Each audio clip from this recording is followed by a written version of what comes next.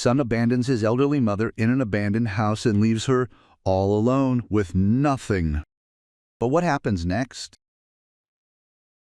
Dust rose from the dirt road as the car stopped abruptly in front of that building that looked more like a concrete skeleton.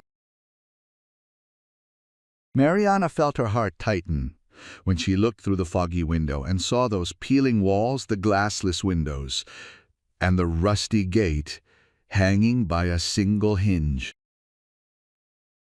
He held her worn-out bag tightly on her lap, that same brown bag she had carried for over 20 years, and swallowed hard. Roberto turned off the engine without saying a word. The silence inside that white car was heavy, suffocating.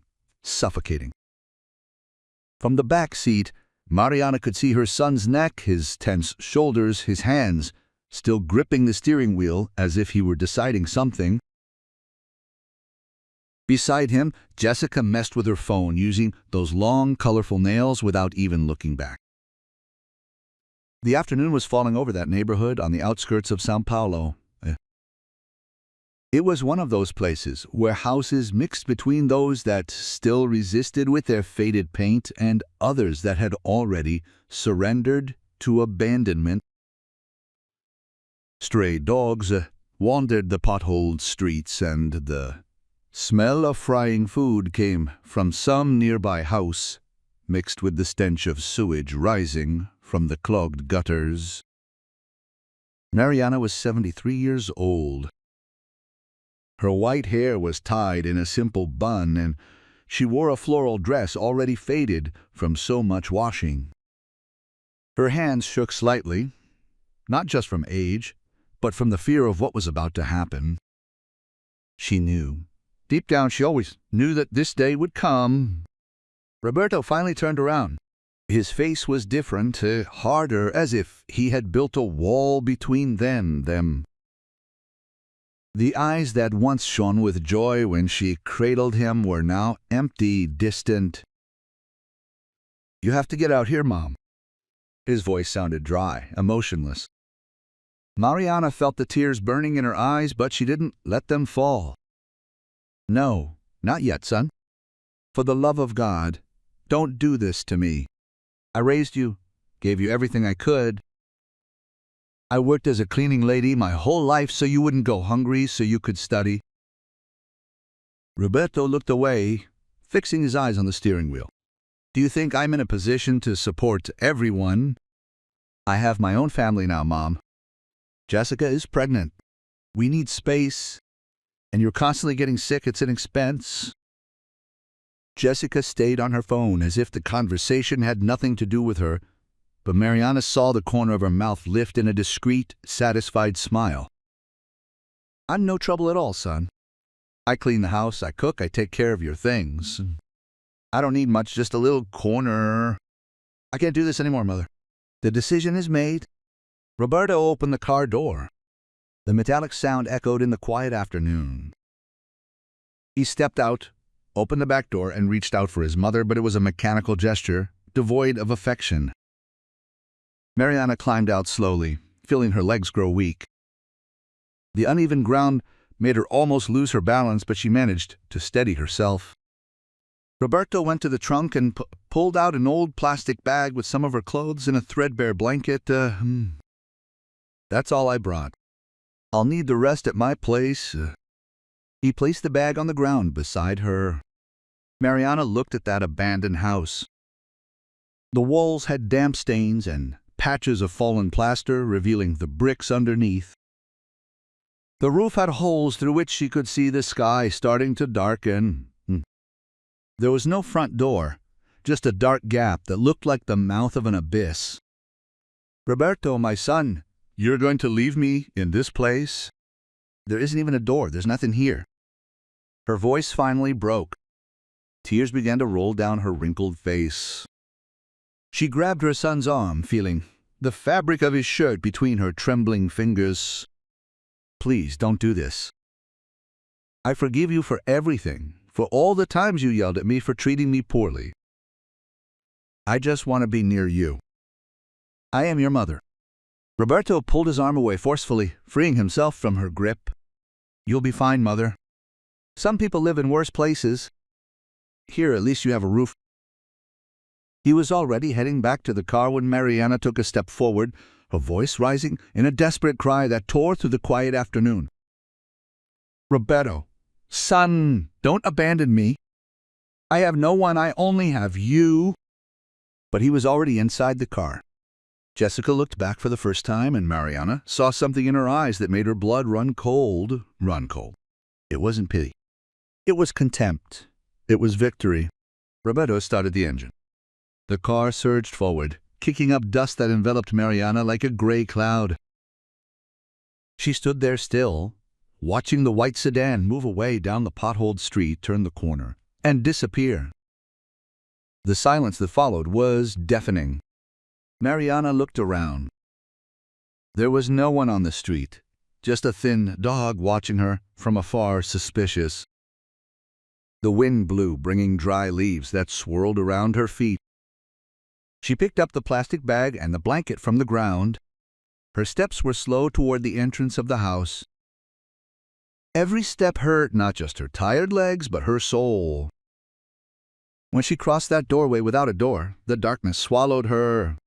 Inside, the smell was of mold, of abandonment, of frozen time. The floor was covered with dry leaves, pieces of rotten wood, empty bottles. There were marks on the walls, old graffiti already faded. An old torn sofa occupied a corner with its springs poking out when Mariana walked slowly, her eyes adjusting to the dim light. There were 3 rooms. One that must have been a living room, another that looked like a destroyed kitchen with a broken sink and ripped-off tiles, and a third that only had a dirty mattress thrown on the floor. She entered the room with the mattress and stopped in the center, hugging the bag to her chest. That was when everything collapsed. The sobs came deep, torn from a place she didn't even know existed inside her. Mariana let herself fall to her knees on the cold floor, the bag falling by her side. She cried for everything, for the years of sacrifice that meant nothing, for the sleepless nights working 3 jobs so Roberto could have a better future, for the times she ate only stale bread so he could have a full plate of food. She cried for the ingratitude, the coldness, the cruelty, but more than anything, she cried for the loneliness, that heavy concrete loneliness that was now her only companion in that empty house. Night began to fall. Mariana finally stood up, wiped her face with the back of her hand, and looked around. She knew she needed to be strong. She had survived difficult things before. She was widowed at 40, raised a son alone, faced poverty, illness, and contempt. Perhaps she could survive this too. She stretched the worn-out blanket over the dirty mattress, pushed aside some bottles with her foot, and sat down. From inside the bag she took out the few clothes Roberto had left behind. 3 old blouses, 2 skirts, 1 patched pair of pants. At the bottom of the bag, her fingers touched something hard. It was the photo. Mariana took out the small, dusty picture frame. In the photo, she was young, smiling, with baby Roberto. On her lap, her eyes in the photograph shone with hope, with love, with dreams. She ran her finger over her son's image, feeling the cold glass. Where did I go wrong? She whispered to the photo, to herself, to the void. If this story is moving you, subscribe to the channel and leave your like so you don't miss any of our stories. Let us know in the comments which city you're watching from. Outside, the São Paulo night spread out with its characteristic sounds, distant barking, the noise of motorcycles, on the streets, loud music from a nearby bar. But inside that abandoned house, Mariana was isolated from everything, trapped in a loneliness that seemed to have no end. She lay down on the mattress, pulling the blanket up to her chin. The ceiling had a large hole through which she could see the moon appearing between the clouds. Tears continued to flow silently down her wrinkled face. And so, Alone in that darkness, clinging to the only memory of better days, Mariana spent her first night abandoned, not knowing that her story was just beginning, unaware that from that pain, something she never expected would be born. But for now, there was only the dark, the cold, and the muffled sound of a broken heart as the sun shone brightly through holes in the roof, waking Mariana with the glare on her face. She opened her eyes slowly, disoriented for a moment, until reality fell upon her like a weight. It hadn't been a nightmare. She was really there, in that destroyed house, abandoned by her own son, B. Her whole body ached.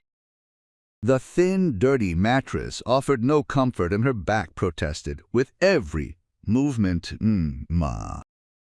Mariana sat up with difficulty, brushing her hand over her face to clear the last traces of sleep. Her mouth was dry, tasting bitter. That was when she realized. There was no water, no food, there was nothing. Panic set in quickly. She stood up, staggering, and went to where she imagined the kitchen had been. The old rusty faucet hung crooked over the broken sink. Mariana turned the handle hard. Nothing, not a single drop. She went back to the room where she had slept and rummaged through her bag again with a foolish hope of finding something she had forgotten. But there were only old clothes in that photo. No food, no money, nothing. Her stomach growled, complaining. Mariana tried to remember the last time she had eaten. It had been the day before, in the morning, before Roberto came home with that strange look and said they needed to talk. She had had simple coffee with stale bread. Nothing since then. She stepped out of the house, blinking against the bright sunlight. The street was busier now. Some people passed by in a hurry, heading to work. Children ran barefoot, shouting and laughing. A woman was sweeping the sidewalk of the house next door, casting curious glances in Mariana's direction. Mariana started walking aimlessly, her legs weak, her head spinning. I needed to find water, I needed to find food. The streets of that neighborhood were a maze of narrow alleys, houses stuck together, wooden shacks mixed with unfinished exposed brick buildings. She passed a small bakery. The smell of fresh bread hit her like a punch to the stomach. She stopped in front of the window, looking at the warm loaves, the cakes, the meat pies. Her mouth watered. An employee inside the shop saw her looking and frowned. Then she made a gesture with her hand, as if shooing away a dog. "Get out of here, old hag! Standing there scaring off the customers!" Mariana walked away quickly, feeling shame burn on her cheeks. She kept walking, but her strength was fading. The thirst was worse than the hunger. Her throat scratched, lips were cracked. That was when she saw the faucet. It was an old public tap, the kind that still exists in some poorer neighborhoods, with a thick metal spout coming out of a pipe in the wall. Two children were filling plastic bottles, laughing and splashing each other. Mariana approached slowly, waiting for the children to finish. When they ran off, she knelt in front of the faucet and turned the handle. The water came out strong, cold. She cupped her hands and drank desperately, feeling the liquid go down her dry throat, wetting her face, her dress. She drank until she couldn't anymore. When she stood up dizzy, a voice called to her. "Are you okay, ma'am?" Mariana turned around. It was a girl. She must have been about 10, thin, with her hair in a messy ponytail. She was wearing an oversized t-shirt and worn-out shorts. Her brown eyes looked at Mariana with a mix of curiosity and concern. "I am, dear. I was just thirsty." "Are you new here? I've never seen you before." Mariana hesitated. How could she explain? But there was something genuine in those childlike eyes that made her tell the truth. "I'm staying in that abandoned house on the street above. Doesn't have a door." The girl's eyes widened. That haunted house. My mom says there are ghosts in there. There are no ghosts, my dear. Just an old woman all alone. The girl was quiet for a moment, thinking. Then she reached into her pocket and pulled out 2 squashed caramel candies. Here. I got them from my aunt, but you can have one. Mariana felt her eyes well up. It was so little, but it meant so much. She took the candy carefully as if it were a treasure. Thank you, dear. What is your name? Yasmin. And you, Mrs. Mariana. Nice to meet you, Yasmin. The girl smiled, revealing a chipped front tooth. I have to go. My mom sent me to get water, but I'll be back here tomorrow morning. Can we talk again? Yes, we can, dear. Yasmin ran off with the full bottles, looking back and waving. Mariana stood there, holding that crumpled candy as if it were the most precious thing in the world. It was the first gesture of kindness she had received since Roberto had abandoned her. She unwrapped the candy and put it in her mouth. The sweet taste exploded on her tongue, and for a brief moment she felt a little less lost. Mariana returned to the abandoned house when the sun began to get too hot. It was cooler inside, and she sat on the old, torn sofa trying to think. She needed a plan. She couldn't live off public taps and candy from strangers. Then she remembered that she had worked her whole life. She knew cleaning like no one else. Maybe she could offer her services around there. Cleaning houses, doing laundry, anything. She just needed a chance. She spent the whole afternoon thinking about it, but the courage to go out and ask wouldn't come. The shame was too great. How could she go to houses and say she needed work? How would she explain that she was living in an abandoned house? The day passed slowly. Mariana ate the other candy she had saved, making it last as long as possible. The hunger was tightening, but she tried to ignore it. She had gone hungry before when Roberto was a child. She knew the body got used to it, that the pain eventually eased. When night fell again, she lay down on the mattress and looked at the hole in the ceiling. The stars began to appear, small points of light in the dark. Mariana thought about Roberto. Was he thinking about her? Did he feel any remorse? But the pain of rejection was so great that she forced those thoughts away. She needed to focus on surviving, on finding a way to move forward. As her eyes closed from exhaustion, Mariana made a silent promise to herself. She would endure. She would find a way. She didn't know how yet, but she would. Because deep down, despite everything, she still had something Roberto could never take from her. She had her dignity, and as long as she breathed, she wouldn't give up. The first days were the hardest. Mariana would wake up with the sun, go to the public tap to drink water and wash her face, and spend the day trying to find leftover food around the neighborhood. It wasn't begging, she told herself, it was surviving. She learned the times when the street market would pack up. Sometimes the vendors would leave bruised fruit, wilted vegetables, things they couldn't sell anymore but were still fit to eat. Mariana would wait for everyone to leave and gather what she found.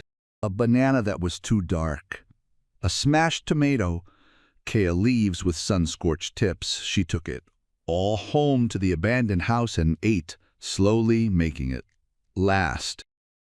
She washed things at the public tap when no one was looking, no one. The shame was constant, a weight in her chest that never fully eased, but there were small kindnesses that kept her hope alive. Yasmin returned to the tap just as she had promised. Sometimes she brought stale bread her mother was going to throw away, or a piece of fruit. She would sit next to Mariana and talk about school, about her friends, about her dreams of being a teacher one day.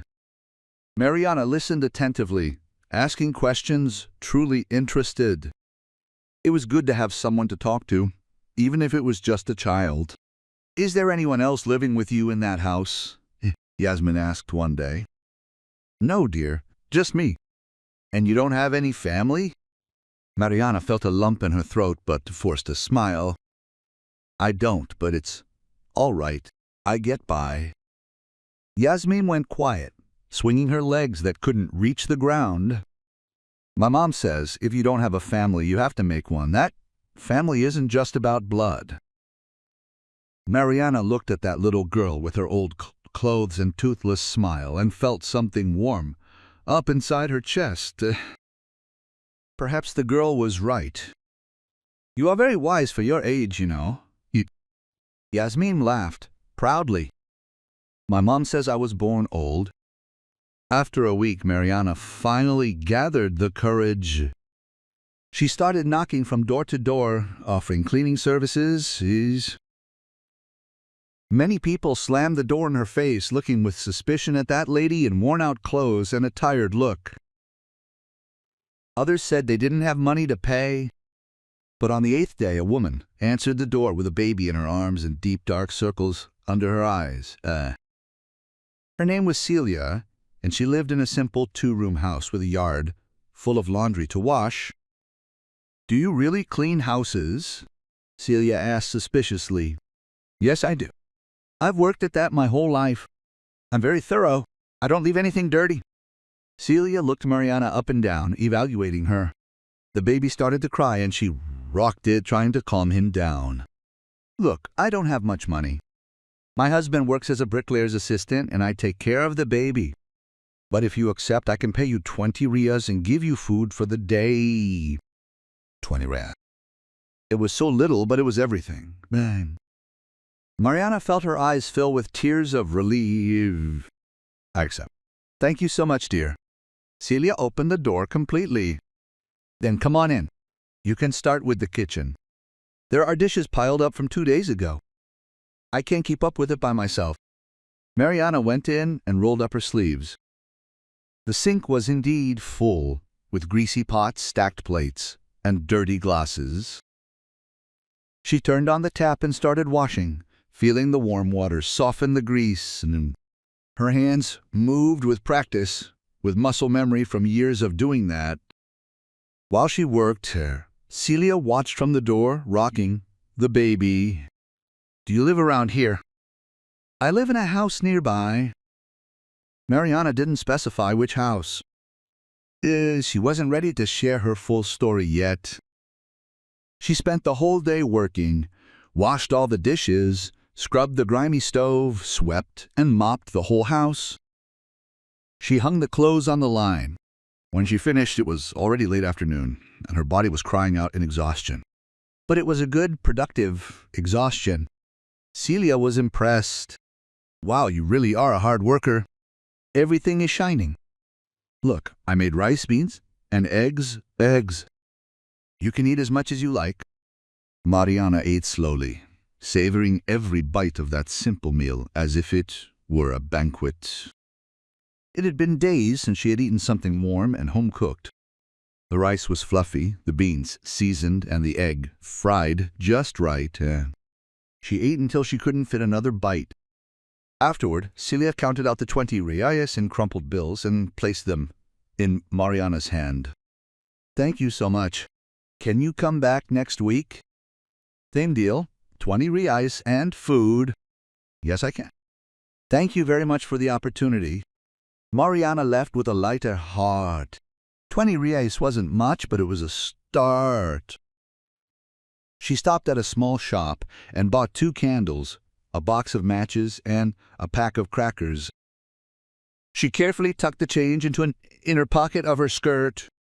That night, for the first time since she had been abandoned, Mariana had light in the house. The 2 candles lit up the room where she slept, creating dancing shadows on the peeling walls. She ate 3 crackers slowly, saving the rest for the next few days. She sat on the mattress, with her back against the wall, and looked around. It was so little. That broken-down house, those flickering candles, those simple crackers, but it was hers. It was something she had earned through her own effort. She took the photo of baby Roberto and looked at it by candlelight. The pain was still there, sharp and deep. The rejection still stung, but there was something else now, a small spark of something she thought she'd lost. Hope. If she got the job once, she could get it again. If Celia trusted her, other people could trust her too. Slowly, one day at a time, maybe she could build something for herself. She didn't know what yet, but something. Mariana blew out the candles carefully, saving them. She lay down in the dark and, for the first time in many days, slept without crying. Outside, the neighborhood buzzed with its usual nightlife. Music, voices barking, motorcycles. But inside that abandoned house there was peace. And a 73-year-old lady who, against all odds, was starting over. Weeks went by and Mariana settled into a routine. She woke up early, went to the public tap, and returned to tidy her few things in the house. Then she went out to look for work, knocked on doors, offered her services, and accepted anything that paid. Besides Celia's house, she got 2 more jobs. Donaldette, a lady in her 60s living alone, hired Mariana to clean and do laundry twice a week. She paid 30 reais a day and always gave Mariana a meal to take home. And there was also Mr. Mario, a widower who owned a small auto shop. He paid Mariana to clean the shop's bathroom and sweep the grease-covered floor. It was heavy work, and her knees ached from being on them so much. But he paid 25 reais and always bought her a snack to eat while she worked. At the end of the first month, Mariana counted the money she had managed to save. 100 reais. She had spent some on basic food, candles, and soap, but 100 reais remained. It was with this money that she decided to do something important. She needed to make minimal improvements to that house. She couldn't keep sleeping on a dirty mattress with nothing else. Mariana went to a used building materials store she had seen in a nearby neighborhood. There she met a middle-aged man who went by the name of Paulinho. He looked at her with suspicion when she started asking about prices. How much is this mattress? Mariana asked, pointing to a battered but clean twin mattress. That one's 30, but it's good, Hardly used. And that door? The wooden door was a bit crooked, with peeling paint, but it still had a lock. That one goes for 40, hinges and all. Mariana did the math in her head. If she bought the mattress and the door, she'd have 30 left. It would be tight until she found more work, but it would be worth it. To be able to lock the door, have a minimum of privacy, sleep on a decent mattress. I'll take both. Paulinho raised his eyebrows, surprised. Will you be able to carry them? Do you have someone to help you? I don't, but I'll manage. The man stared at her for a long moment. He saw an elderly lady, thin, with patched clothes and tired eyes, but there was something about her that impressed him. A determination, a strength that didn't match that fragile body. You know what? I'll help you. Where do you live? Mariana hesitated, but ended up telling him. The abandoned house on Palm Street. I know which one that is. The one that has nothing, right? Paulinho shook his head. Look, I'll do this. I'll take the stuff there in my truck and I'll only charge you 60 for both. That place is in bad shape, ma'am. Nobody deserves that. Mariana felt a lump in her throat. Thank you, young man. You don't know how much this means. An hour later, Paulinho parked his old truck in front of the abandoned house. Some neighbors came out to see the commotion. He got out and started unloading the mattress. Look, this mattress isn't new, but I cleaned it well.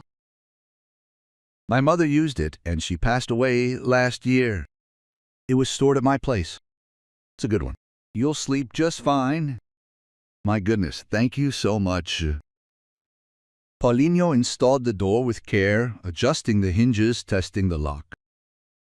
When he finished, he turned to Mariana. There. Now you have a door that closes and locks. Nobody gets in here without your permission. He handed the key into her hand. It was a simple old key, but to Mariana it was like gold. For the first time in weeks, she would have a place she could call her own, that she could lock, where she would be safe. How much was everything in there? 60, like I said. But look, if you need anything else, I have roof tiles. At the shop, some used windows, too. I'm not charging much, you know? Just a fair price. Mariana paid the 60 and had 30 left in her pocket. Paulinho left after making sure everything was properly installed. She stood there looking at that door. Something so simple, yet it changed everything. She closed the door and turned the key in the lock. The sound of the latch clicking was music to her ears. Then she went to the back room and carried the new mattress to her bedroom. She spread the one blanket over it and sat on the edge. It was firm, didn't sink, and smelled clean like sunshine. Mariana lay down and felt tears streaming. But this time, they weren't tears of sadness. They were of gratitude, relief, and a small but genuine happiness. She had a roof, even if leaky, a door that locked, a decent mattress, a job, and dignity. It was little to many, but to her at that moment, it was everything. 2 months after being abandoned, Mariana had already established a solid routine. She worked 4 days a week in different houses, earning an average of 25 reais a day, plus the food they gave her. She managed to save a little every month. With the money she saved, she went back to Paulinho's shop and bought roof tiles to cover the biggest holes. He went there himself to help install them without charging for the labor. Mariana insisted on at least making him lunch and cooked with the ingredients Mrs. Odette had given her. Paulinho ate 3 plates of rice, beans, and chicken stew, praising the food. You cook very well, Mrs. Mariana. Your husband is a lucky man. Mariana gave a sad smile. My husband died over 30 years ago, young man. And my son, well, he didn't want anything to do with me anymore. Paulinho stayed quiet, chewing slowly. Then he wiped his mouth with the back of his hand. Your son doesn't know what he's missing. You are a good person, a hard worker. That's rare these days. Those simple words warmed Mariana's heart in a way she didn't expect. It had been so long since someone had recognized her worth. The house kept improving little by little. Mariana cleared all the rubble, swept every corner, scrubbed the walls with bleach, bought 2 old buckets, and began fetching water from the public tap to have at home. She managed to get a 2-burner stove that Mr. Mario was going to throw away and started cooking her own meals. Yasmin kept visiting, now going straight to Mariana's house. She brought drawings from school to show, told her about fights with friends, and asked for advice. Mariana listened to it all with patience and care, as if she were her own granddaughter. One day, Yasmin showed up with her mother. Roberta was a young woman, maybe 30, thin and tired, with eyes that had seen a lot. She looked at Mariana with caution. Yasmin won't stop talking about you. They say you live here all alone. I do, yes. Roberta looked around, seeing the house was still modest, but visibly well kept. You could tell someone was trying to turn that place into a home. Look, I wanted to make you an offer. I work at a restaurant at night, and I worry about leaving Yasmin alone. My mother lives far away, and I don't have anyone else nearby. Would you agree to stay with her from 7 p.m. to midnight? I can pay you 15 reais a night. Mariana did the math quickly. 5 nights a week would add 75 reais to her monthly income. And she loved Yasmin's company. I accept, yes. You can bring her without worry. I will take good care of her. That's how Yasmin started going to Mariana's house every night. She brought her school backpack, and Mariana helped with homework. Later, they ate dinner together, which Mariana prepared with ingredients Roberta sent. Yasmin would sleep on Mariana's mattress while she sat on the old sofa, crocheting with yarn Mrs. Odette had given her. Those hours with Yasmin were the best of Mariana's day. The house that was once so empty and quiet now had laughter, conversation, and life. The girl filled a void that Mariana didn't even know could still be filled. One night, while helping Yasmin with math, the girl stopped writing and looked at Mariana. "Mrs. Mariana, can I ask you something?" "Of course, dear." "Why do you live alone? Don't you have anyone?" Mariana took a deep breath. She had never told the full story to anyone there, but she looked into those brown eyes full of genuine curiosity and felt she could trust her. "I have a son." "I had one, actually. I raised him alone after my husband passed away. I worked hard, went through hard times, but I always put my son first. When he grew up and married, his wife never liked me much. When she got pregnant, they decided I was too much trouble, too much expense. So my son brought me here and left me nearly 3 months ago." Yasmin widened her eyes in shock. "He abandoned you? But that's terrible. How could he do that?" Mariana shrugged, trying to hide the pain that still throbbed within. "Sometimes people change, dear. Sometimes they forget where they came from." Yasmin went quiet for a moment, processing that. Then she stood up and gave Mariana a big, tight hug. "I will never abandon you, Mrs. Mariana. Never." Mariana hugged the girl back, feeling tears well up in her eyes. That child, who had nothing to do with her, who owed her nothing, was offering more love and loyalty than her own flesh and blood. "I know, my child, I know." That night, after Roberta picked up Yasmin, Mariana sat in her doorway looking out at the street, lit by dim lampposts. A few months ago she was broken, abandoned, with nothing. Now she had work, a house that was becoming a home, and people who cared about her. It wasn't the life she had imagined, it wasn't the family she had dreamed of, but it was real, it was honest, and it was being built with her own hands.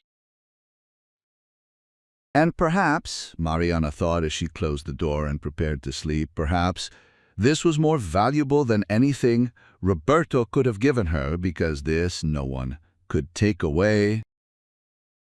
This was hers. Winter arrived, bringing the cold nights of São Paulo. Mariana felt the cold in her bones, especially in the early hours when the temperature dropped the most. Her worn-out blanket wasn't enough, and she spent her nights curled up, shivering. It was Dona Odette who noticed. One workday she saw Mariana coughing with her lips turning purple. "Are you cold, Mariana?" "Oh, Dona Odette, it's just that the nights get so cold, but I'll manage." Dona Odette shook her head and went to the closet. She returned with a thick blue comforter, a bit faded but warm. "Take this. It belonged to my late husband. It's just taking up space here. You need it more than I do." Mariana tried to refuse, but Dona Odette insisted. That night, for the first time in weeks, Mariana slept warm, wrapped in that comforter that smelled of mothballs but was so cozy. Work continued steadily. Mariana now had 5 regular houses where she cleaned, and the job of watching Yasmin at night allowed her to save almost 200 reais a month. With that money, she bought things to improve the house. She bought a used pressure cooker, a set of plates and silverware at a discount store, a light bulb, and wire to pull electricity from the street pole, with help from Paulinho, who understood it was necessary so she wouldn't be in the dark. It wasn't legal, but it was what she had to do. The house was transforming. It was still humble, still had peeling walls and a raw concrete floor, but it had life, it had belongings, it had purpose. On a Saturday morning, Mariana was sweeping in front of the house when a car stopped on the street. It was a white Gull. Her heart stopped for a second. It was Roberto's car. The driver's side door opened and he got out. He looked different, thinner, with deep dark circles, his beard unshaven. Jessica was not with him. Roberto looked at the house, saw the new door, the fixed roof tiles, the cleanliness. He saw Mariana standing there with a broom in her hand, looking at him. "Mom, his voice came out hoarse, hesitant. Mariana said nothing. She just waited. Roberto took a few steps toward her, his hands in his jeans pockets. "I came to see how you were doing." How I'm doing, Roberto." Mariana's voice came out harder than she intended. Months of pain, abandonment, and struggle rose to the surface. "You left me here with nothing, son. No food, no water, not a cent. I thought I was going to die in those first few days. And now you come here, asking how I'm doing." Roberto looked away, fixing his eyes on the ground. It was Jessica who ordered it. She said you would be too much trouble, that you would get in the way. I didn't want to, Mom, but she kept insisting, saying we couldn't afford it. So you obeyed her and abandoned your mother, the woman who raised you alone, who went hungry so you could eat, who worked through the night so you had clean clothes for school. Tears streamed down Mariana's face now, hot and bitter. You chose her, and that's fine. Everyone makes their choices, but don't come here now, pretending you care. Roberto finally looked at her, and Mariana saw that he was also crying. "Mom, I was wrong. I know I was wrong. Jessica, she lost the baby, and after that, she changed. She became more aggressive, more controlling. We fight every day, and I keep thinking about you, about what I did. I can't sleep properly. I keep imagining you struggling all alone." Mariana felt a pang in her chest. As much as it hurt, as much as the anger and resentment were there, he was still her son. He was still the boy she rocked, who she cared for when sick, who she loved, unconditionally. "I am sorry about the baby, son, truly. But what do you want from me now? You want me to come back? Do you want me to pretend nothing happened?" Roberto shook his head. "No, Mom. I know I don't have that right. I just wanted you to know that I regret it, that it was the biggest mistake of my life, that I love you, even having acted as if I didn't." Mariana remained silent for a long moment, looked at her son, saw the genuine regret on his face, but also saw the man who had abandoned her, and realized something important. "I forgive you, Roberto, because holding on to anger will only hurt me. Not that, but things have changed. I have changed. You left me here to die, but I survived. I built a life. I have work. I have people who care about me. I have my dignity back. I am no longer that woman you abandoned. I am stronger now." Roberto nodded, tears wetting his shirt. "Do you need anything, ma'am? Money, food, anything at all?" Mariana thought for a moment. The part of her that was still a mother wanted to say yes, wanted to accept help. But the part of her that had fought to survive, that had built everything from scratch, knew she had to refuse. "I don't need anything. I manage on my own. I always have. At least let me give you my number. If you need anything at all, please call me. Mariana didn't have a phone, but she accepted the paper with the number Roberto wrote. She tucked it into her dress pocket without much ceremony. Roberto stood there for a few more seconds as if he wanted to say more but couldn't find the words. Finally, he took a few steps back toward his car. "I'm going, Mom, but I'll be back. I want to try to fix things if you'll let me." Mariana didn't answer. She just watched as he got in the car and drove away, dust rising on the dirt road just like it had months ago. But this time it was different. This time she didn't just stand there, devastated and lost. This time Mariana picked up her broom and kept sweeping, because she had a house to look after, work to do, a life to live, a life to live.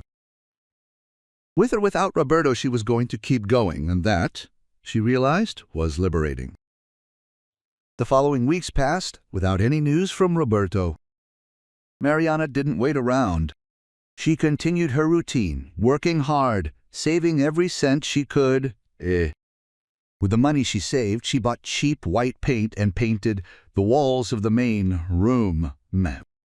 It wasn't perfect. She wasn't a painter, but it was clean, bright, and welcoming.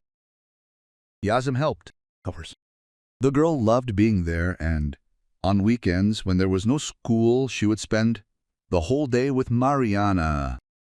They painted together, laughing whenever paint splashed on their hair and clothes. Roberta came to pick up her daughter and was impressed by the transformation. "Wow, Ms. Mariana, you really are a hard worker. Look how beautiful it turned out." "It takes time, dear. Slow and steady wins the race." Roberta stood there looking at that house becoming a home, and something stirred inside her. "You know what? I have a small table at home I don't use anymore, and some chairs too. I'll bring them over for you tomorrow." And she brought a small, round, white plastic table and 4 chairs. It wasn't anything luxurious, but it was functional. Mariana set the table in the center of the room and, for the first time, had a proper place to eat and receive guests, because she did have guests. Now, Miss Odette would sometimes drop by for a coffee. Celia would bring her baby to show Mariana how much he was growing. Paulina would stop by every now and then to see if everything was okay with the repairs he'd helped with. Mariana's house was becoming a gathering place. People were starting to know her, to respect her.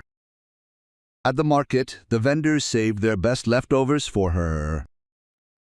At the bakery, where they'd once shooed her away, they now greeted her and sold her day-old bread for a nominal price. One Sunday, Mariana was at the public tap filling her buckets when a woman approached. She must have been about 50, well-groomed, in simple but clean clothes. "Are you Ms. Mariana?" "Yes, I am. My name is Aparecida. I heard about you from Ms. Odette. She said you do very good cleaning work and that you're a trustworthy person." Mariana straightened her back, paying close attention. "Ms. Odette is very kind." Aparecida smiled. "Look, I work at a school. I'm a lunch lady there, and we need someone to clean the classrooms in the afternoon. It's Monday to Friday from 2 to 6. It pays a minimum wage. Would you be interested?"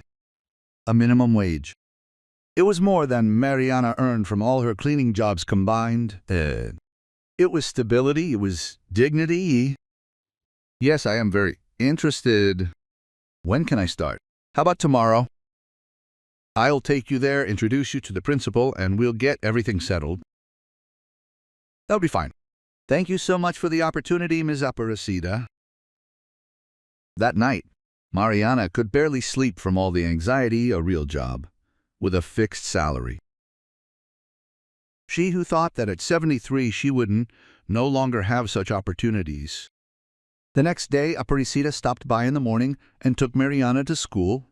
It was a small public elementary school with colorful walls and children's drawings scattered throughout the hallways. The principal, a serious but fair woman named Sylvia, interviewed Mariana. "Do you have experience with cleaning?" "Well, I do. I've worked with that my whole life. I know how to clean any kind of place, and I'm very thorough." Sylvia looked at Mariana, assessing her. She saw a thin, elderly lady in simple but clean clothes, white, neatly tied back, but mostly she saw determination in her eyes. All right, let's do a 1-month probationary period. If it works out, we'll put you on the books and all that. Can you start right now? I certainly can, Miss Sylvia. You won't regret it. And she didn't. Mariana worked as if that school were her own. He cleaned every room with care, scrubbed the bathrooms until they shone, and swept and mopped the hallways. The children loved her, always greeting her with an excited "Hi, Ms. Mariana." At the end of the month, Sylvia called Mariana into her office. "You're doing an excellent job, Mariana. I've never seen the school this clean. I'm going to officially hire you, okay? Starting tomorrow, you're an official employee here." Mariana felt her eyes fill with tears. She had an official contract. She had a real job. At 73, abandoned by her son, she had managed to get back on her feet completely. "Thank you so much, Miss Sylvia. You don't know what this means to me. Sylvia smiled, touching Mariana's shoulder kindly. "I can imagine. And look, I have a proposal for you. Do you live far from here?" "More or less, about 40 minutes by bus. If you wanted to live closer, there's a house on the school block that's for rent. 3 rooms. Very simple, but it's clean. The rent is 400 yes. With your salary, you can pay it easily and still have money left over." Mariana was silent, processing that. A real house, with solid walls, a good roof, running water. It was certainly tempting. But when she thought of her abandoned house, the improvements she had made, and the neighbors who had become her family, she hesitated. "I'll think about it, Miss Sylvia. Thank you for the information." That night, Mariana talked to Yasmin about it. "You were going to move, Miss Mariana." Yasmin's eyes widened with worry. "I don't know, dear. It's a good opportunity, but at the same time, I have you all here. I have the neighbors. I have my house, even if it is humble." Yasmin hugged Mariana. "I don't want you to leave, but if it's best for you, I'll understand. Understand." Mariana stayed up late thinking. In the end, she made a decision. She was going to stay. That abandoned house had become her home. She had transformed it with her own hands, with sweat, tears, and determination. She wasn't going to abandon it now. Besides, she realized something important. It wasn't just about her. It was about the people she had around her. Yasmin, who needed her. Roberta, who relied on her to watch her daughter. The neighbors who respected and helped her. She had built more than a house there. She had built a community, a family. And family, the real kind, was the one you chose, not the one that abandoned you, when it became inconvenient. With her steady salary from the school, Mariana's life improved significantly. She could afford to buy real food. She no longer had to rely on leftovers and donations. She bought new clothes at a thrift store, nothing luxurious but clean, and without patches. She felt human again. She kept making small improvements to the house. She bought simple curtains for the windows that Paulinho had installed for a symbolic price. She put an old but clean rug in the living room. She hung cheap pictures on the walls, giving color and life to the room. The house, which before was just shelter from the weather, was becoming a true home. On a Saturday afternoon, Mariana was hanging laundry on the improvised line she had made in the yard when she heard voices in the street. She recognized one of them immediately. It was Roberto. Her heart sank. She went to the front of the house and saw Roberto getting out of a car that wasn't his, accompanied by 2 men she didn't know. They looked at the house with expressions of surprise. "Mom, these are some colleagues from my work. We were passing nearby and I wanted to show them. I wanted to see how you were doing." One of the men, thin and tall, about 40 years old, looked at Mariana with a friendly smile. Mrs. Mariana, your son has told us a lot about you. My name is Anderson. I work with him in construction. The other man, shorter and stocky, nodded as well. I'm Marcelo. Roberto always mentions you. Mariana looked at Roberto, confused. He avoided her gaze, appearing uncomfortable. It's nice to meet you.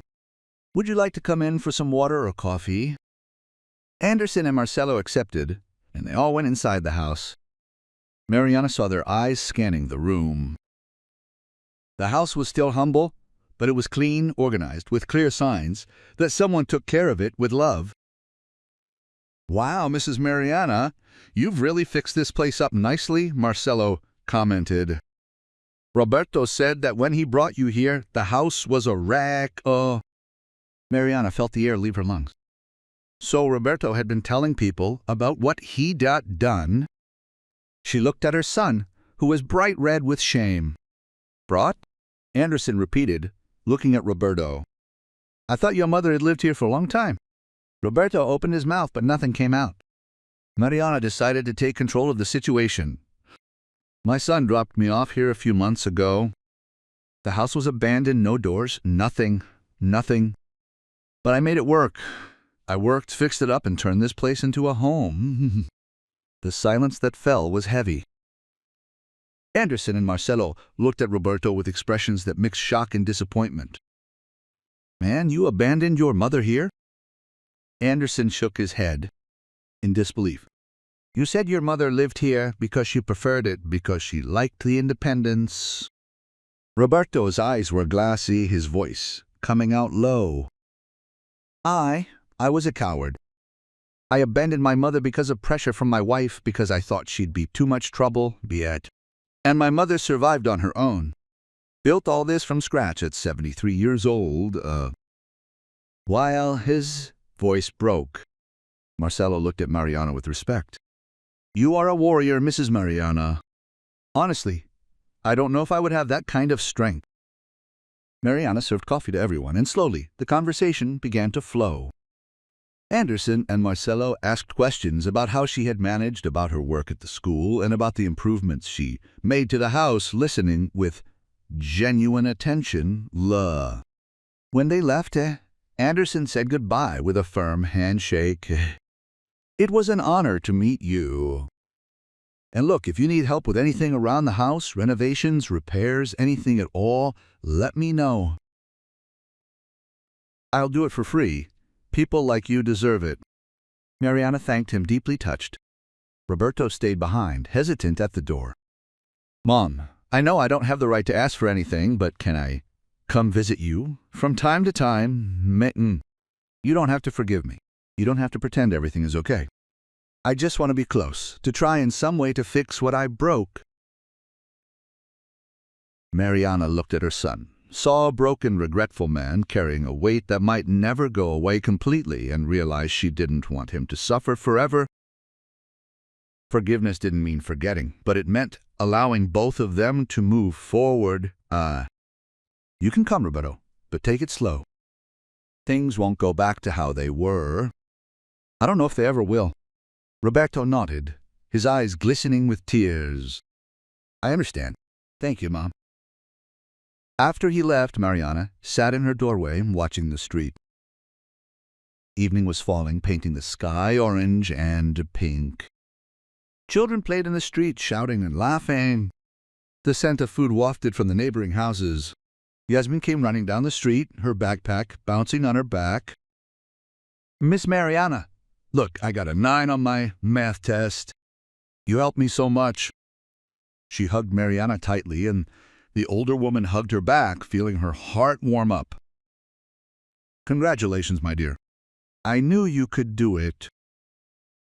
In that moment, looking at that happy girl at her humble, yet welcoming home and at the life she had built from scratch, Mariana realized something fundamental.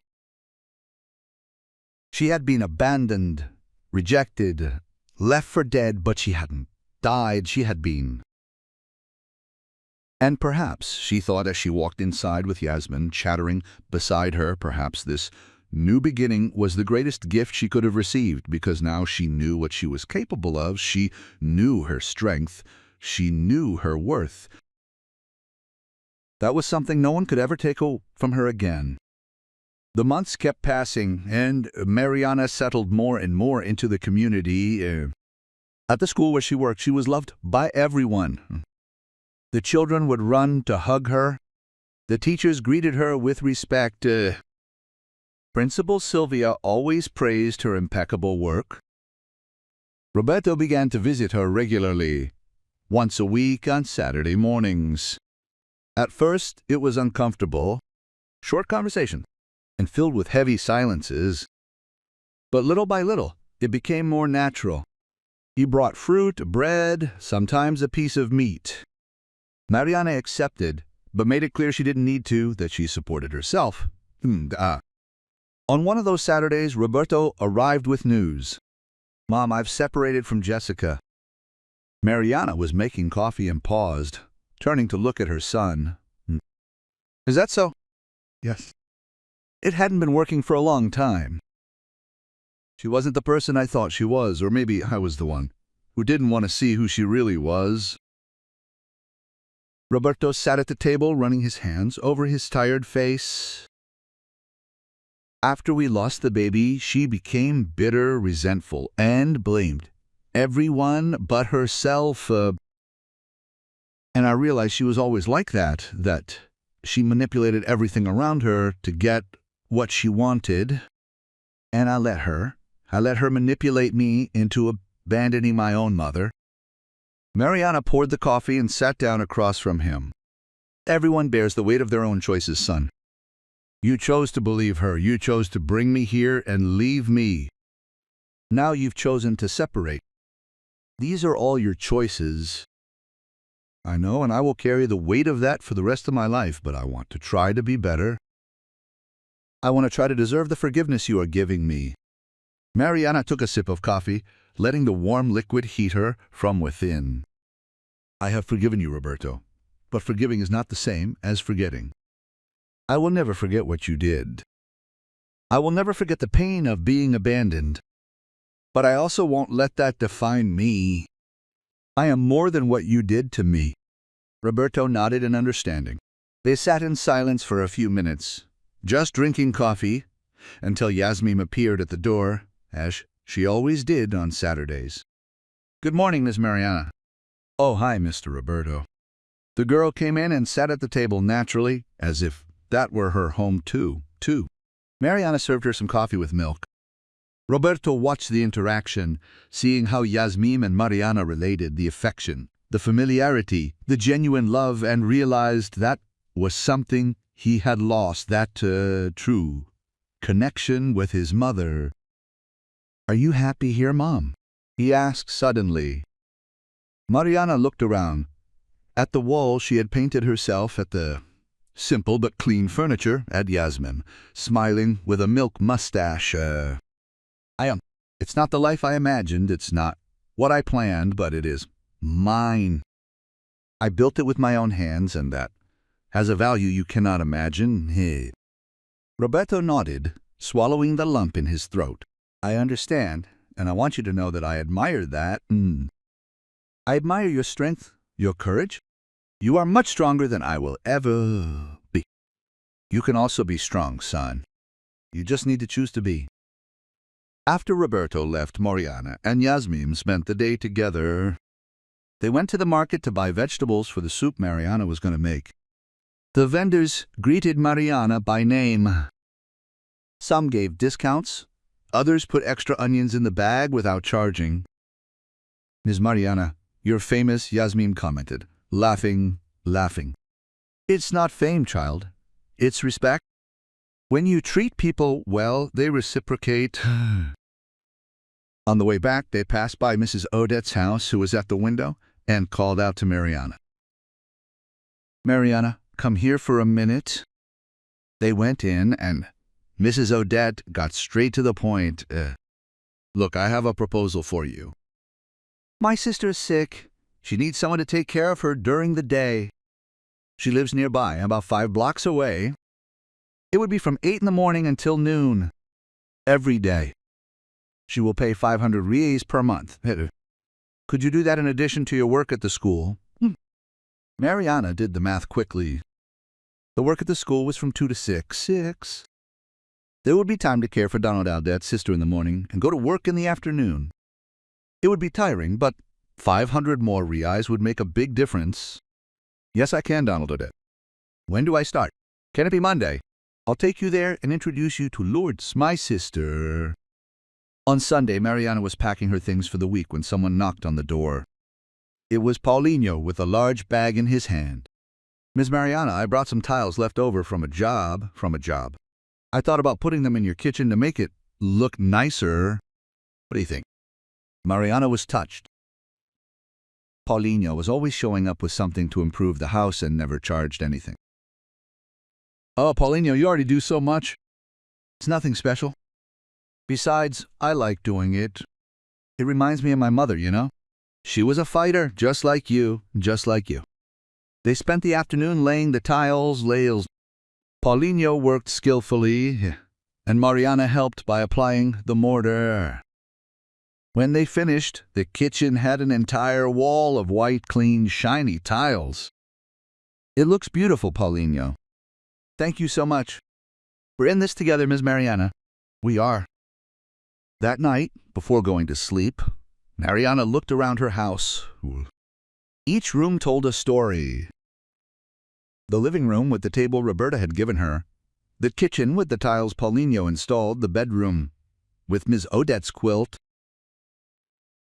Every piece of that house had been built with help, with kindness, with solidarity.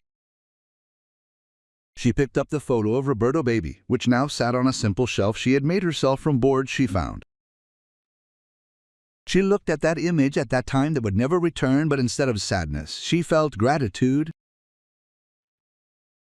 Gratitude for having survived, for having found strength when she thought she had none left, for having discovered that family wasn't just blood, it was a choice, a daily construction. She put the photo back and turned off the light. Tomorrow would be a new day, with new challenges, new work. But she was ready, because now she knew that no matter what came, she would handle it. She always had, she always would.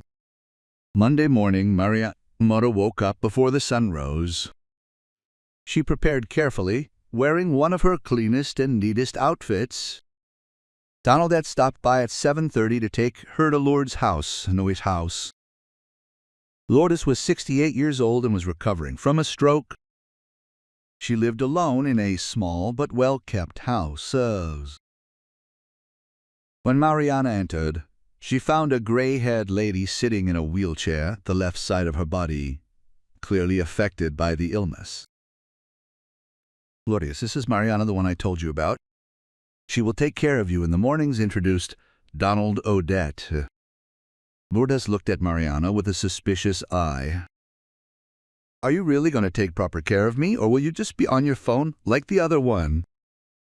Mariana approached and knelt in front of the chair to get to eye level with Lourdes. Ms. Lourdes, I will take care of you just as I would like to be taken care of. Nay. With respect, with care, with attention. I don't even have a phone to be messing around with. I am here for you. Lourdes stared at her for a long moment, and then her face softened. All right then. Let's see if you are true to your word. Really. And Mariana was there, every day from 8 to noon, taking care of Lourdes with total dedication. She helped her bathe, get dressed, and do the exercises the physical therapist had recommended. She prepared lunch, fed Lourdes when she had difficulty, talked and listened to stories. Lourdes was a woman with a strong personality, sometimes grumpy, but Mariana had patience. She understood the frustration of someone who had always been independent and now needed help with even the most basic things. Over time, the two began to form a bond. Lourdes began to wait anxiously for Mariana's arrival. Every morning, she told stories of her youth, of when she was a seamstress, and made the most beautiful dresses in the neighborhood. Mariana listened to everything with genuine attention. One day, Lourdes called Mariana to sit beside her. You are a good person, Mariana, better than many people who are blood of my blood and never show up here. Don't you have family that visits? I have 2 sons. One lives in another state and calls once a month. The other lives nearby but is always too busy to come see his sick mother. Mariana felt a pang of identification. Children who forgot their mothers. She knew this story well. I understand, Ms. Lourdes. I understand more than you imagine. It was then that Mariana told her story. The abandonment, the struggle to survive, the rebuilding. Lourdes listened to everything in silence, and when Mariana finished, she had tears running down her face. Good heavens, girl. And here you are, strong, working, smiling. You are an example. Life goes on, Ms. Lourdes. We can either drown in sadness or we can swim. I chose to swim. Mariana's routine was demanding. From 8 to noon, she cared for Lourdes. She rushed home for a quick lunch, and from 2 to 6, she worked at the school. At night, she still cared for Yasmin from 7 until midnight. She slept little, but she was happy. She was productive, useful, and needed. The money had also improved significantly. With her school salary, the 500 reais for caring for Lourdes, and the 15 a night for Yasmin, she was making more than she ever had in her life. She started saving with a goal. She wanted to buy a refrigerator. It would be the next big step to improve her home. She wouldn't have to go out every day to buy fresh food anymore. She could stock up, cook more, and live with more comfort. One Saturday, Roberto showed up and found Mariana doing math in an old notebook. What are you calculating there, Mom? How much I still need to buy a refrigerator? I've already saved 800 reais, only 300 more to go. Roberto was quiet for a moment. Mom, can I give you that money? Let me buy the refrigerator for you. Mariana looked at her son and shook her head. No, son. Thank you, but no. I want to buy it with my own money. With the money I earned working. It will mean more that way, but I want to help. You can help in other ways. You can keep coming to visit me. You can be a present son. Even if I don't live with you, that's already help. Roberto nodded, understanding. They chatted about trivial things and, for the first time, the conversation flowed naturally, laughing at some nonsense, sharing stories of their day. When Roberto left, he hugged his mother at the door, a tight, lingering hug. I love you, Mom. I know I ruined everything, but I love you. Mariana returned the hug, feeling something healing inside her. Everything wasn't okay yet. Maybe it never would be completely, but it was better, and that was already a lot. 2 weeks later, Mariana finally had the full amount for the refrigerator. She went to a used appliance store and bought a small, white one in good condition. Paulinho and Anderson, who had become friends with Mariana, went to pick it up and installed it in the kitchen. When the refrigerator was plugged in and started to hum softly, Mariana kept looking at it as if it were the most beautiful thing in the world. Because it wasn't just a refrigerator, it was a symbol. It was concrete proof that she had succeeded, that even abandoned, even with nothing, she had rebuilt herself. Yasmin arrived to spend the night and shouted with joy when she saw the fridge. Ms. Mariana, you bought a fridge? How cool. I bought it, dear, with my own money. That night, Mariana made a special dinner to celebrate. Rice, beans, chicken, salad, everything kept safe in the new fridge now. She ate with Yasmin, the two of them talking and laughing. After the girl fell asleep, Mariana sat on the doorstep and looked at the stars. The night was clear, and you could see more stars than usual. She thought about everything she had been through. The pain of abandonment seemed so distant now, even though it happened less than a year ago, because so much had changed. She had changed.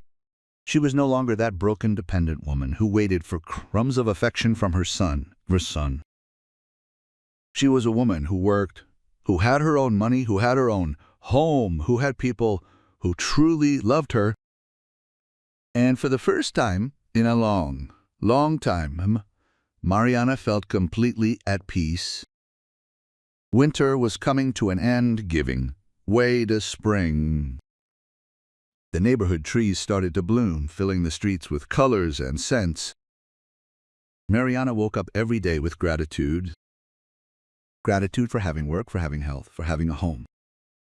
One morning, while she was taking care of Lourdes, the lady asked Mariana to sit. I have something to tell you, Mariana. Go ahead, Ms. Lourdes. My lawyer came here yesterday. I'm redoing my will. Mariana stayed quiet, not knowing what to say. Lourdes continued, her voice firm despite the difficulty in speaking caused by the stroke. My children are never here. When I needed help, who showed up? You, a stranger who became more family than my own blood. So I decided, this house will be yours when I die. Mariana's eyes widened in shock. Ms. Lourdes, no, you can't do that. My children will get the house I have at the beach, which is worth much more. This one, small and simple, will go to you, because you deserve it, because you treated me with dignity when no one else did. Mariana felt tears falling. I don't do this expecting anything in return, Ms. Lourdes. I do it because I like you, because it's my job, because I know, and that is exactly why you deserve it. Good people like you are rare, Mariana. And I want to make sure you will have a place of your own for real, with papers and everything. Mariana hugged Lourdes carefully, the two of them crying together. It was just too much. It was more than she could process, but Lourdes wasn't joking. The following week, the lawyer returned with the papers, and Mariana was included in the will. The house where Lourdes lived, small, but in good condition, with 2 bedrooms, a kitchen, a bathroom, and a backyard, would be Mariana's. The news spread through the neighborhood quickly. Some commented with envy, others with admiration, but most understood. Mariana had earned that through her work, her dedication, and her character. Roberto found out and went to visit his mother, worried. Mom, is it true that Ms. Lourdes is leaving the house to you? It's true, but only when she passes away, and I pray every day that she lives for many more years. Roberto sat down, processing that. You deserve it, Mom, you deserve this, and much more. He stayed quiet for a moment, then took a deep breath. I'm in therapy, to try to understand why I did what I did, to try to be a better person. And one thing my therapist said is that I need to apologize for real. Not just say it, but feel it. Roberto looked into his mother's eyes, and Mariana saw sincerity there. I ask for forgiveness, Mom, from my heart, for being weak, for abandoning you, for choosing the easy path instead of the right one. I don't expect you to forget, but I hope that one day we can have a relationship again, a real relationship built on trust. Mariana held her son's hand. I have already forgiven you, Roberto. I already told you that. But forgiveness doesn't erase what happened. We build on top of it differently. And that is what we are doing. Slowly, but we are building. They talked for hours. Roberto told her about therapy, about how he was trying to be better. Mariana told him about work, about the people she had met, about her plans for the future. When Roberto left that day, Mariana felt that something had changed definitively. The son who had abandoned her was trying to redeem himself, and she was allowing it, not because he deserved it, but because she deserved peace. The months kept passing. Lourdes improved little by little, regaining some movement and being able to speak better. Mariana continued caring for her with dedication, but now with an even stronger bond. At school, Mariana was promoted. Sylvia called her into the office and said that in addition to cleaning, she wanted Mariana to help in the kitchen during lunch hour. It would be a 200 reais raise in her salary. You are one of the best employees I have ever had, Mariana, responsible, dedicated and beloved by the children. You deserve this raise. Mariana accepted with gratitude. More money meant more security, more possibilities. She began to think about taking a course, perhaps in cooking since she liked it so much, or maybe in crafts to make things to sell for extra income. Yasmin was growing up. She was already 11, smarter, more observant. She continued spending the nights at Mariana's house, but now she helped out more. She insisted on doing the dishes after dinner and tidying up her own things. One day, while they were doing homework together, Yasmin looked at Mariana. Miss Mariana, when I grow up, I want to be strong like you. Mariana smiled, stroking the girl's hair. You are already strong, Yasmin, more than you imagine. How do you mean? You study even living in a difficult neighborhood, even with your mother working so much and you being left alone. You help at home, you take care of yourself when you need to. That is strength, my dear. Yasmin smiled proudly. I learned it from you. That night, after Roberta picked up Yasmin, Mariana thought about how in less than a year her life had completely turned around, from abandoned and having nothing to a worker with 3 jobs, from a ruined house to a welcoming home, from being alone to being surrounded by people who cared. And best of all, she had done it all by herself, with her strength, her determination, her dignity. No one had given her anything for free. Every achievement had been hard-earned, deserved. She looked at the house around her, the painted walls, the simple but functional furniture, the refrigerator humming softly in the kitchen, the clean curtains on the windows. Everything there had a story. Everything there was part of her journey. And Mariana smiled, because finally, after so long, she was home, in the only place that really mattered within herself. 6 months later, on a sunny October morning, Mariana received a call. It was from Lourdes' sister, Odette, crying. Mariana, Lourdes had another stroke. She is in the hospital. It is serious. Mariana dropped everything and ran to the hospital. She found Lourdes in an ICU bed connected to machines, her eyes closed. Miss Odette was there, as well as Lourdes' 2 children who had appeared overnight. Mariana approached the bed and held Lourdes' hand. Her skin was cold, her fingers limp. Miss Lourdes, it's me, Mariana. I'm here with you. Lourdes' eyes opened slightly. A weak smile appeared on her lips. Mariana, my child, don't speak, Miss Lourdes, save your strength. You're going to get through this. But they both knew that wasn't true. The doctor had been clear. It was just a matter of time. Lourdes squeezed Mariana's hand with the little strength she had. Thank you for everything. Mariana stayed at the hospital all day, holding Lourdes' hand, talking softly, telling stories to distract from the pain. Lourdes' children watched with a mixture of jealousy and shame. That stranger had a connection with their mother that they had never had. Lourdes passed away peacefully in the early morning with Mariana by her side. It was hard. Mariana had lost a friend, a companion, someone who had believed in her when few others did. The funeral was simple. Lourdes had requested something discreet, without much fuss. Mariana helped organize everything together with Miss Odette. Lourdes' children stayed for the reading of the will. When the lawyer read the part that left the house to Mariana, Lourdes' children protested immediately. This cannot be valid. She barely knew this woman. The lawyer was firm. Miss Lourdes was of sound mind when she made this will and made it very clear. that this was her wish. The house on Acacia Street goes to Ms. Mariana Santos. You will receive the beach house as was also stipulated. One of the sons, red with rage, pointed at Mariana. You took advantage of a sick old woman. You manipulated her. Mariana looked at him calmly, without anger, only sadness.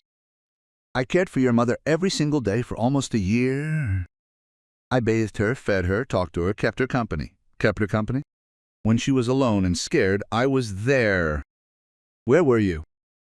The man opened his mouth, but nothing came out. The truth hurt too much. Donald Odette stood up, defending Mariana.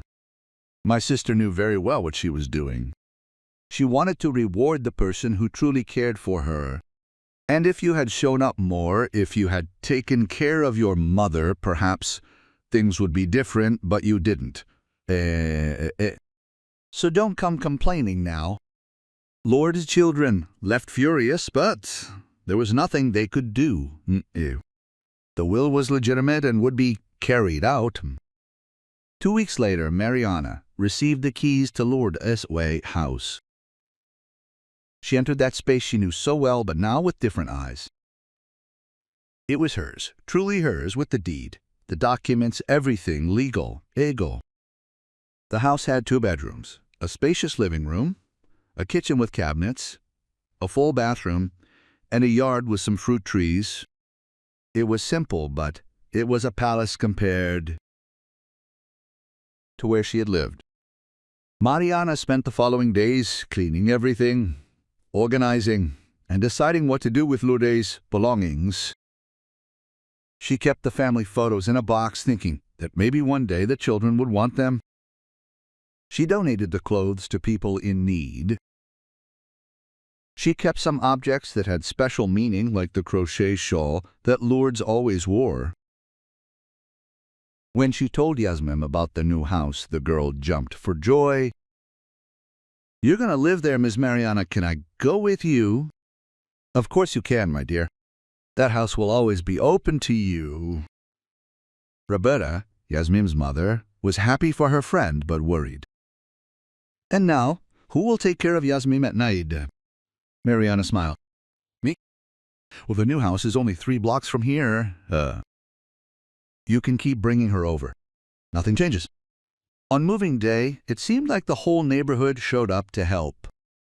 Paulinho brought his truck to carry the furniture. Anderson and Marcelo helped take everything apart and put it back together. Donna Odette brought food for everyone. Celia showed up with her baby, who was already walking. Miss Sylvia, the school principal, sent a housewarming gift, a set of pots. It was a day of celebration, of joy, of community. When everything was set up in the new house, Mariana looked around and felt an enormous emotion.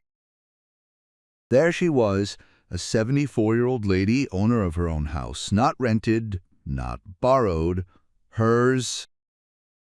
Roberto showed up at the end of the day bringing flowers. Congratulations, Mom.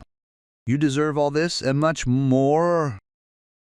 Mariana accepted the flowers and invited her son inside, showing him every room, telling him her plans. She wanted to turn one of the bedrooms into a sewing studio. Well, Donna Odette had given her an old machine, and Mariana was learning to sew, thinking of doing it as a hobby and maybe making some extra money. Roberto listened to everything with attention, genuinely interested. Mom, I wanted to ask you for something. Go ahead. I know I don't deserve it. I know I ruined our relationship. But would it be possible for me to come have lunch here on Sundays? I want to be part of your life again, if you'll let me. Mariana looked at her son, saw his true regret, saw his genuine effort to change, and realized she was ready to give him that chance. You can come every Sunday at noon, but you're doing the dishes afterward. Roberto smiled, his eyes tearing up. It's a deal. Thank you, Mom. Sundays became special. Roberto would arrive early, helping Mariana prepare lunch. They talked while cooking, slowly recovering the connection they had lost. It wasn't like before. It never would be, but it was good, honest and real. Yasmin was also always at the house. She helped Mariana in the studio, learning to sew, doing small jobs. The girl had a knack for it, agile fingers and an eye for detail. One day, Yasmin was sewing a hem when she stopped and looked at Mariana. "Miss Mariana, can I call you Grandma?" Mariana felt her heart swell with emotion. Tears filled her eyes. "You can, my dear. Yes, you can." Yasmin threw herself into Mariana's arms, hugging her tightly. "Then you are my grandmother by heart now. And I am the luckiest grandma in the world." The months passed and Mariana's life settled into a happy and productive routine. She continued working at the school, now as a kitchen assistant, earning a little more. The sewing studio grew, and she started doing small repairs and adjustments for neighbors, always charging fair prices. On a summer day, Mariana was in the yard watering the plants when she stopped and looked around at the beautiful, well-kept house, the garden, with flowers she had planted herself and the life she had built from scratch. Yeah, she remembered that day almost 2 years ago, when Roberto had left her in that abandoned house. She remembered the despair, the hunger, the cold, the loneliness. She remembered thinking she would die there, forgotten and alone, but she didn't die. She was reborn. Every challenge had become an opportunity. Every rejection had made space for new connections. Every pain had forged her strength. Mariana was no longer that broken and dependent woman.